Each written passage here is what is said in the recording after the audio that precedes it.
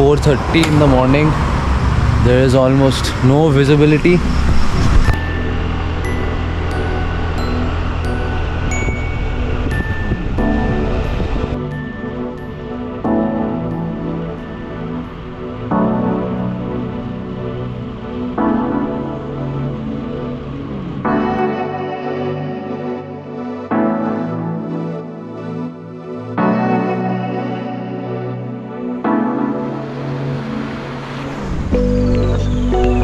We are here at काला पत्थर बीच.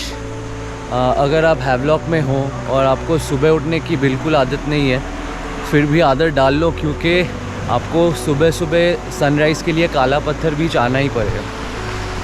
Look at this view guys. ठीक है, तो अगर आपको सुबह बिल्कुल आदत नहीं है, जैसे मुझे एकदम आदत नहीं है, फिर भी मैं आ गया 4:30 बजे, क्योंकि 5 बजे सनराइज़ हो जाता है और आपको कुछ अमेजिंग देखने को मिलेगा यहाँ पे ड्यूरिंग सनराइज़. और मैं आपको दिखाता हूँ कि सनराइज़ में काला पत्थर बीच कैसा दिखता है.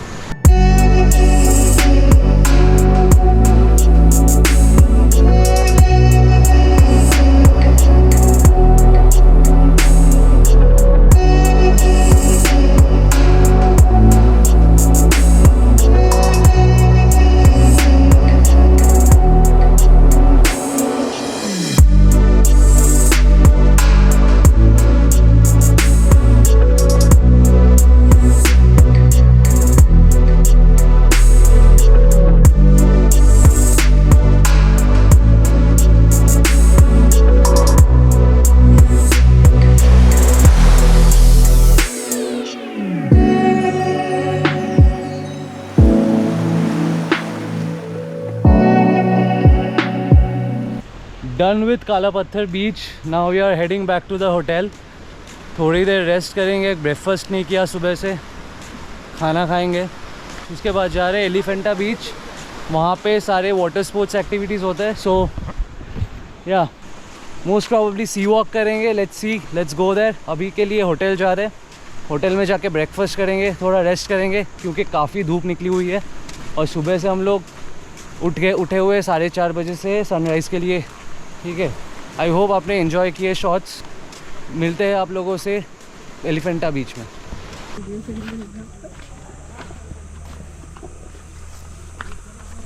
On the way to Elephant Beach. Akash भाई हमारे गाइड है, आगे आगे जा रहे हैं, हम पीछे पीछे फॉलो कर रहे हैं. Yo man, let's rock. Betel nut. जी, ये सब कौन से ट्री से? बीटल. अच्छा, बीटल नट. ये सर वन टाइम इन्वेस्टमेंट है. अंडमान में सबसे नंबर 1 है टूरिज्म। अच्छा, ये सब गवर्नमेंट प्रॉपर्टी है क्या? नहीं, ये प्राइवेट है। प्राइवेट प्रॉपर्टी है। अंडमान में सबसे 1 चलता है हाँ। टूरिज्म, देन उसका बाद बीटल नट फार्मिंग चलता है बिजनेस में। इसका 1 टाइम इन्वेस्टमेंट है, एक बार मतलब लगा दिए तो 5-6 साल बाद ये फल देना शुरू हो जाता है। अच्छा, अच्छा एलिफेंट एक ही है? हाँ, और उसका पैर का निशान भी है। अच्छा, है वो या फिर सिर्फ है। बोलने के लिए? है मतलब वो पालतू है क्या? पैर का निशान है वो। अच्छा, पालतू है। पालतू ही है। हाँ, यहाँ पे एक पालतू एलिफेंट भी है। ये बोल देते।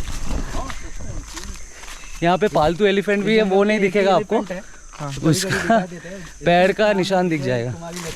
इस जंगल में एक ही एलिफेंट है, तो कभी कभी दिखाई देते हैं। एलिफेंट का नाम है विजय कुमारी लक्ष्मी। एलिफेंट बीच हुआ है क्या? नो, सबसे पहले यहाँ पे बहुत सारे एलिफेंट्स थे। अच्छा। जैसे कि यहाँ पे बेयरफुट एक रिसोर्ट है, वहाँ पे एक राजेंद्र के एलिफेंट थे। हाँ। तो वहाँ से पहले मतलब जो टूरिस्ट फॉरेनर्स वो एलिफेंट को लेके फिर एलिफेंट बीच पे आते थे। देन उसके बाद एलिफेंट का ऊपर बैठ के पानी में सफारी करते थे। देन उसके बाद धीरे धीरे उसका नाम बीच का नाम एलिफेंटा बीच हुआ। सबसे पहले फॉरेनर से पता चल गया आपको एलिफेंटा बीच नाम कैसे पड़ा। Really liking this jungle trek. अगर आप लोग एलिफेंट बीच आ रहे हो तो एक दूसरा ऑप्शन भी है कि आप फेरी लेके बोट लेके आ सकते हो, जो कि हैवलॉक जेटी से छूटती है। जहाँ पे आप लोग आओगे हैवलॉक में हैवलॉक जेटी से छूटती है वो फेरी नहीं है, स्पीड बोट है, तो उससे भी आ सकते हो। उसका कॉस्ट भी ज़्यादा है और आपको ये एक्सपीरियंस भी नहीं मिलेगा। तो मैं तो हाईली रिकमेंड करूँगा, अगर आप एलिफेंट बीच आ रहे हो तो फिर ट्रैक करके आओ, और हो सके तो यहाँ पे गाइड ले लीजिए। ज़्यादा कॉस्ट नहीं है, 500 रुपीज़ लेते हैं ये लोग। अगर आप ग्रुप में आ रहे हो तो एक गाइड काफ़ी है। और ये आपको यहाँ पे थोड़ा, क्योंकि बहुत सारे डाइवर्शंस है, तो आपको शायद ट्रायल एंड एरर करना पड़ जाए अगर आप अकेले आ रहे हो तो। फिर तो ये रिकमेंडेड रहेगा कि आप गाइड ले लो और ये व्यूज़ एंजॉय करो।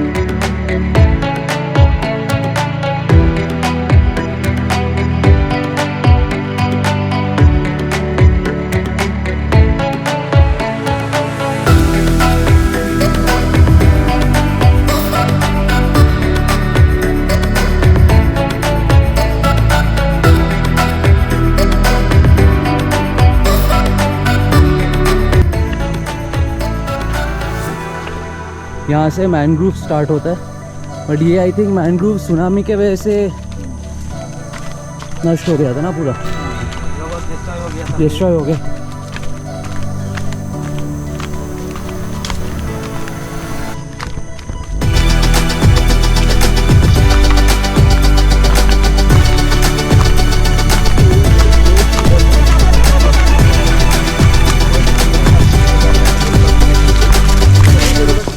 ये जो राइट साइड में आप पेड़ डिस्ट्रॉय दिख रहे हैं, 2004 में जब सुनामी हुआ था तो ये सारे मैंग्रोव थोड़ा डिस्ट्रॉय हो गया था। अच्छा। अभी जो मैंग्रोव्स नए हो रहे हैं, तभी धीरे धीरे हो रहे हैं।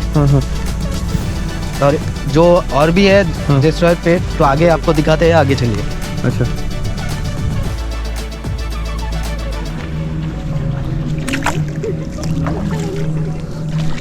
साइक्लोन की वजह से 3-4 दिन से बारिश हुआ, इसीलिए पूरा एकदम दलदल बन गया।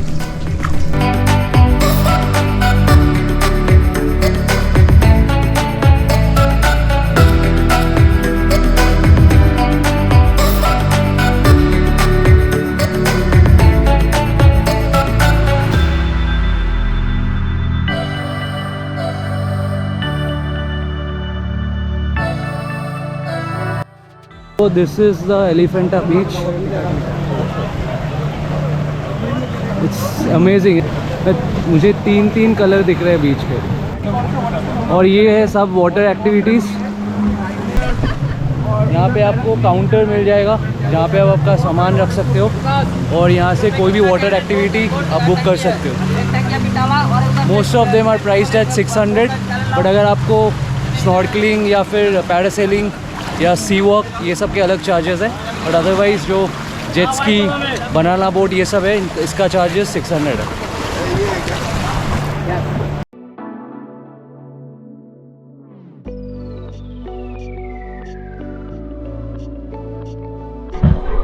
अभी हम जा रहे हैं सी वॉक के लिए। क्या कहना है, डर लग रहा है क्या? या डर का के जीत है। लास्ट टाइम भी ऐसा हुआ था जब मैं पैराग्लाइडिंग किया था मिड विलिंग में। आज भी कुछ ऐसा ही होने वाला है।